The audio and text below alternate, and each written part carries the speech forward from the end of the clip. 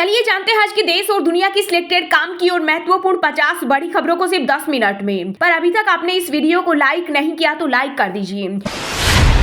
PM Modi से मच्छरों पर कंट्रोल हो नहीं रहा, भारत को विश्व गुरु बनने की बात करते हैं। अखिलेश यादव का बीजेपी पर तंज कचरे का वीडियो शेयर करते हुए लिखा, देखिए यह है मोदी जी के स्वच्छ भारत का अनुपम उदाहरण। देश में पहली बार बंगाल में 600 ड्रोन के जरिए होगा रावण दहन, कोलकाता पहुंची 30 से ज्यादा इंजीनियरों और विशेषज्ञों की टीम। बब्बर शेर नहीं कागजी शेर है, राहुल गांधी केसीआर की बेटी का कांग्रेस नेता राहुल गांधी पर पलटवार, बोले इनको स्थानीय राजनीति की समझ नहीं और पीएम बनने चले। मोदी सरकार ने आतंकवाद के खिलाफ जीरो टॉलरेंस की नीति को रखा बरकरार, पुलिस स्मृति दिवस के अवसर पर केंद्रीय गृह मंत्री अमित शाह बोले, हमने सख्त कानून बनाए, नॉर्थ ईस्ट में आतंकी घटनाएं 65% घटी। उद्योगपतियों की जेब भर रही मोदी सरकार, केंद्र पर जमकर बरसी कांग्रेस महासचिव प्रियंका गांधी, कहा 2024 में अगर बीजेपी आ गई तो गरीबों के खाने के लाले पड़ जाएंगे। चीन ने एलएसी पर साल भर में बढ़ाई सैनिकों की तैनाती, पेंटागन के रिपोर्ट में दावा, लद्दाख और डोकलाम के पास सड़कें और हेलीपैड बना रहा ड्रैगन। यूपी के गाजियाबाद में जय श्री राम बोलने पर इंजीनियरिंग कॉलेज में मचा बवाल, महिला प्रोफेसर ने छात्र को मंच से उतारा, विरोध में हिंदू दल ने पढ़ी हनुमान चालीसा, कॉलेज मैनेजमेंट ने 2 प्रोफेसर को किया सस्पेंड। चक्रवाती तूफान तेज के गुजरात से टकराने का खतरा टला, 1600 किलोमीटर दूर ओमान की ओर बढ़ा, अगले 12 घंटों में भीषण तूफान में बदलकर मचा सकता है तबाही, मौसम विभाग ने जारी की चेतावनी।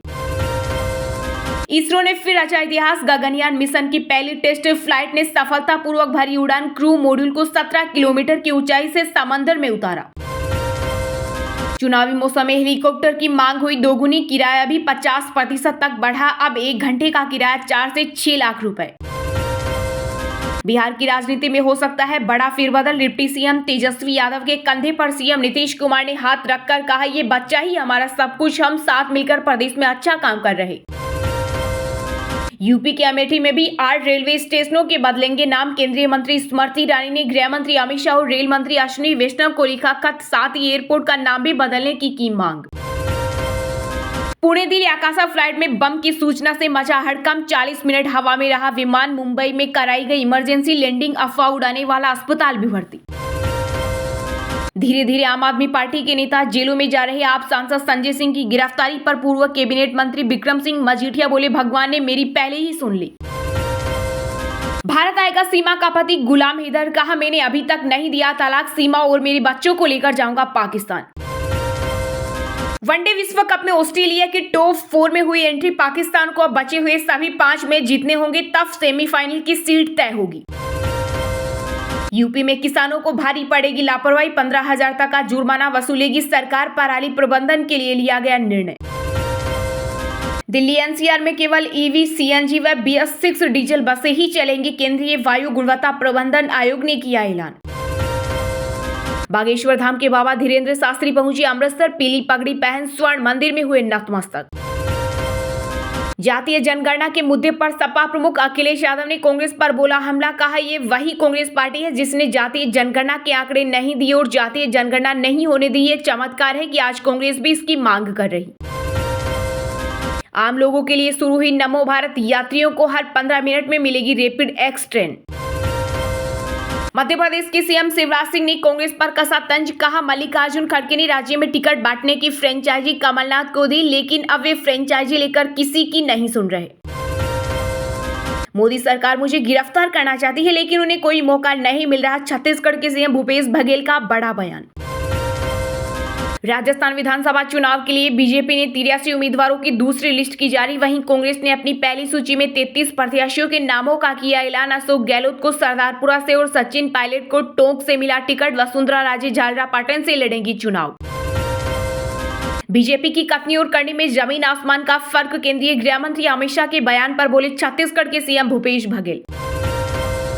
महादेव ऐप ऑनलाइन सट्टेबाजी घोटाले में ईडी ने दायर की चार्जशीट, प्रमोटरों समेत 14 लोगों के नाम शामिल, अब रडार पर 19 बॉलीवुड कलाकार। मध्य प्रदेश के गृह मंत्री नरोत्तम मिश्रा ने राहुल गांधी को लेकर दिया विवादित बयान, कहा राहुल राजस्थान गए तो हिंदू व हिंदुत्व पर सवाल उठाए, मैं उनसे पूछना चाहता हूं कि उन्होंने दूसरे धर्म पर सवाल क्यों नहीं उठाया, अगर दूसरे की बात की तो सिर तन से जुदा हो जाएगा। बॉक्स ऑफिस पर आई लियो की आंधी। साउथ सुपरस्टार विजय थालापति की बहुचर्चित फिल्म ने 2 दिन में 100 करोड़ का ताबड़तोड़ आंकड़ा किया पार। यूपी के एक और मंदिर में ड्रेस कोड हुआ लागू। अब कानपुर के जेके मंदिर में फटे जींस और हाफ पैंट पहनकर दर्शन नहीं कर पाएंगे श्रद्धालु। पंजाब में बीजेपी को लगा तगड़ा झटका। राजकुमार विरका, बलबीर सिंह सिद्धू और गुरप्रीत सिंह कांगड़ वापस कांग्रेस में लौटे। रैपिड एक्स ट्रेन का नाम नमो भारत रखने पर कांग्रेस ने कसा तंज। कहा, अगर कोई भैंस टकरा गई तो क्या बनेगी हेडलाइन। टीएमसी नेता महुआ जब भारत में थी तो उनकी लोकसभा आईडी दुबई से कैसे लॉगिन हुई। बीजेपी सांसद निशिकांत दुबे ने मोहित्रा पर लगाया नया आरोप। कहा, उन्होंने देश की सुरक्षा गिरवी रखी। अमेजन ने अपने वर्क प्लेस पॉलिसी में बड़ा बदलाव करते हुए कर्मचारियों को जारी किया नया फरमान। कहा, हफ्ते में 3 दिन ऑफिस नहीं आए तो जाएगी नौकरी। छत्तीसगढ़ विधानसभा चुनाव के लिए आम आदमी पार्टी ने जारी की अपने स्टार प्रचारकों की सूची। लिस्ट में अरविंद केजरीवाल, संजय सिंह सहित कई नेताओं के नाम शामिल। यूपी की राजधानी लखनऊ में बना देश का पहला नौसेना शौर्य संग्रहालय। सीएम योगी आदित्यनाथ ने किया भूमि पूजन। चलिए अब जानते हैं जो आम आदमी के काम की और फायदेमंद खबरें हैं उनको विस्तार से। पर इससे पहले अभी तक आपने इस वीडियो को लाइक नहीं किया तो लाइक कर दीजिए।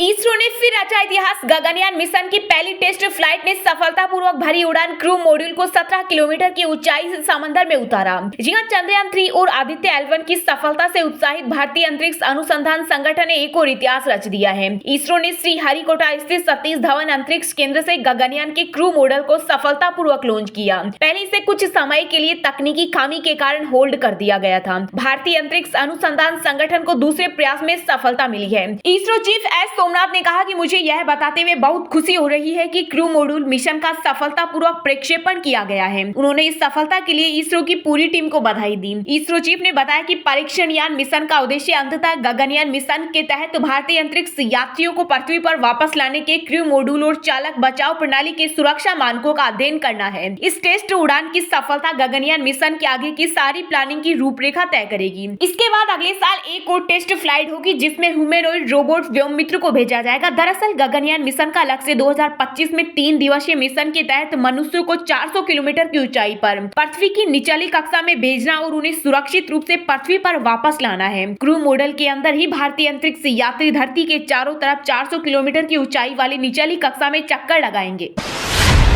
मोदी सरकार ने आतंकवाद के खिलाफ जीरो टॉलरेंस की नीति को रखा बरकरार। पुलिस स्मृति दिवस के अवसर पर केंद्रीय गृह मंत्री अमित शाह बोले, हमने सख्त कानून बनाए। नॉर्थ ईस्ट में आतंकी घटनाएं 65% घटी। जी हां, केंद्रीय गृह एवं सहकारिता मंत्री अमित शाह ने पुलिस स्मृति दिवस के अवसर पर राष्ट्रीय पुलिस स्मारकों पर शहीदों को श्रद्धांजलि दी। इस दौरान उन्होंने कार्यक्रम को संबोधित करते हुए कहा कि सभी शहीदों के परिवारजनों को कहना चाहता हूँ कि आज देश दुनिया में अग्रसर हो रहा है। इसकी नींव में आपके परिवारजनों का सर्वोच्च बलिदान है और यह राष्ट्र कभी इसे भुला नहीं सकता। पुलिस कर्मियों की सराहना करते हुए गृह मंत्री ने कहा कि पुलिस के जवानों की ड्यूटी सबसे कठिन है। किसी भी देश की सीमा और आंतरिक सुरक्षा पुलिस के बिना संभव नहीं है। उन्होंने कहा, चाहे आतंकवादियों से लड़ना हो या अपराध रोकना हो, भीड़ के सामने कानून व्यवस्था कायम रखना हो या आपदा के समय ढाल बनकर लोगों को बचाना हो, पुलिस ने हर स्थिति में खुद को साबित किया है। कार्यक्रम को संबोधित करते हुए गृह मंत्री ने कहा कि मोदी सरकार ने आतंकवाद के खिलाफ जीरो टॉलरेंस की नीति को बरकरार रखते हुए सख्त कानून बनाए हैं। नॉर्थ ईस्ट राज्यों में आतंकवाद, वामपंथी उग्रवाद और उग्रवाद की घटनाओं में 65% की गिरावट आई है। उन्होंने कहा कि देश में आतंकवादी और उग्रवाद के 3 hot spot Jammu Kashmir, north east और वामपंथी उग्रवाद प्रभावित राज्यों में शांति बहाल हो रही है। इसके अलावा देश के अलग अलग राज्यों में पुलिस स्मृति दिवस पर कार्यक्रम आयोजित किए गए। इनमें जम्मू कश्मीर के उपराज्यपाल मनोज सिन्हा, यूपी के सीएम योगी, गुजरात के सीएम भूपेंद्र पटेल, महाराष्ट्र के सीएम एकनाथ शिंदे शामिल हुए। इन्होंने अपने राज्यों के शहीद पुलिस जवानों को श्रद्धांजलि दी।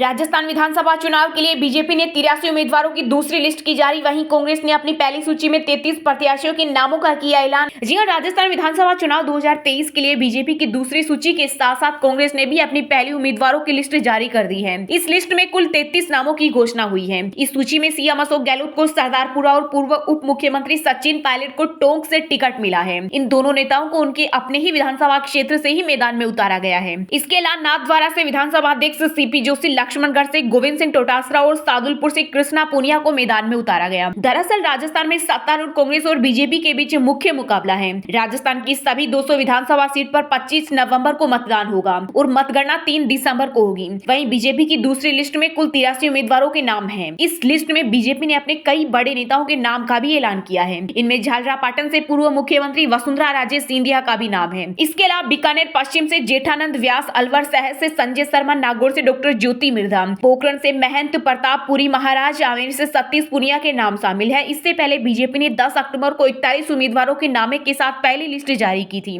इसमें 7 मौजूदा सांसदों के भी नाम थे। पार्टी अब तक कुल 124 उम्मीदवारों के नाम घोषित कर चुकी है।